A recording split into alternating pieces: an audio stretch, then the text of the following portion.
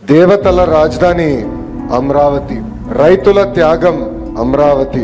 దేవతల రాజధానిని దయాలుగా విధ్వంసం చేయాలని ఆనాడు చూశారు.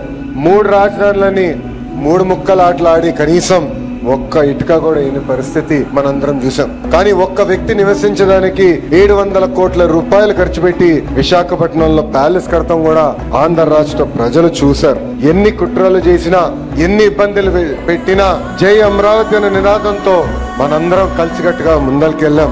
మనందరం చూసాం, చిన్న పిల్లల దగ్గర నుంచి 80 సంవత్సరాల వృద్ధి వరకు మనందరం ఒకే నినాదం, ఒకే రాష్ట్రం, ఒకే రాజధాని, జై అమరావతి అని ఆనాడు పెద్ద ఎత్తున మనందరం పోరాడం. జై అమరావతి అన్నందుకు రైతులపైన కేసులు పెట్టారు.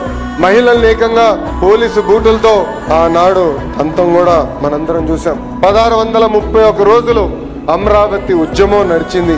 270 మంది రైతులు వాళ్ళ ప్రాణాలు కోల్పోతాం కూడా చూసాం. సుమారుగా 3000 మంది రైతుల పైన ఆనాడు కేసులు పెడతాం కూడా మనందరం చూస్తాం జరిగింది. కానీ ఆనాడే చెప్పాం, ఆపేసేదానికి అమరావతి ఎవరో ఇంట్లో స్విచ్ కాదు, ఇది పవర్ఫుల్ ప్రధానమంత్రి నరేంద్ర మోడీ గారు శంకుస్థాపన చేసిన అమరావతి అని.